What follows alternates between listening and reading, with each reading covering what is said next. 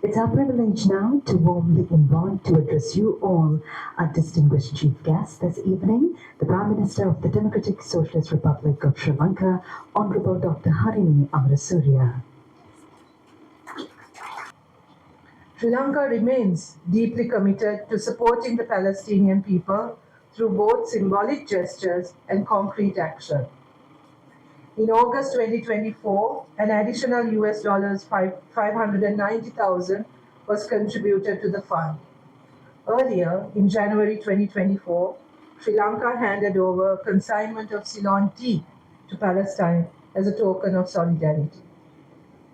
Sri Lanka unequivocally condemns terrorism in all its forms and manifestations. We have experienced what terrorism, the misery that terrorism can bring on a population. Our long-standing commitment to Palestine is reflected, however, in our diplomatic history as well. In 1975, Sri Lanka permitted the establishment of a PLO office in Colombo, which was upgraded to a full-fledged embassy on the 6th of February 1989, following the proclamation of the State of Palestine in November 1988. Further strengthening our ties, Sri Lanka opened its representative office in Ramallah in 2007. Sri Lanka is deeply concerned by the ongoing escalation of violence in Gaza. The United Nations has repeatedly sounded the alarm over the deepening humanitarian catastrophe in Gaza. Since the enforcement of the blockade in March 2025, the entry of essential food, water, and medical supplies has been severely restricted, effectively paralyzing humanitarian relief operations. More shockingly, the UN reports that at least 100 children are being killed or injured every single day in Gaza since airstrikes resumed on March 18.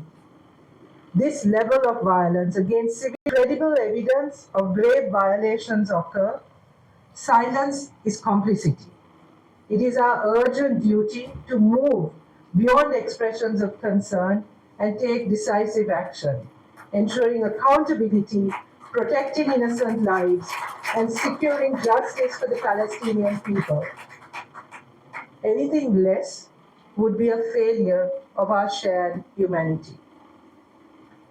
Sri Lanka has been supporting the inalienable rights of the Palestinian people to be an independent, sovereign state, and the importance of the early implementation of the UN General Assembly resolution regarding a two-state solution on the basis of the 1967 borders that my colleague Bimal Ratnayak also referred to.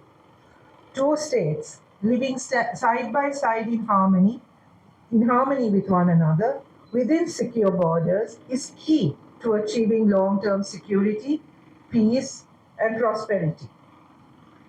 As we reflect on our shared histories and interconnected struggles, it is important to remember that beyond politics and borders, it is the people who bear the true cost of war and displacement. We know this only too well.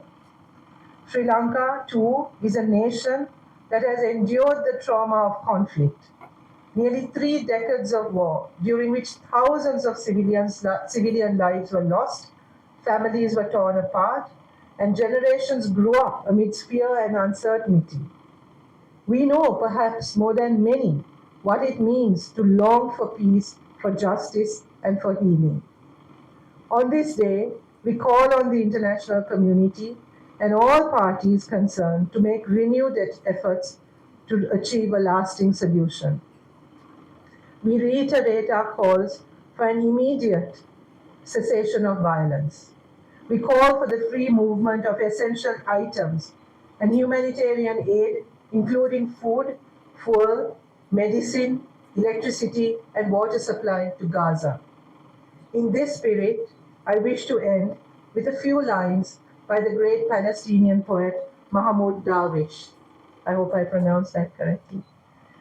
The war will end, the leaders will shake hands, the old woman will keep waiting for her martyred son. That girl will wait for her beloved husband, and those children will wait for their heroic father. I don't know who sold our homeland, but I saw who paid the price. Thank you.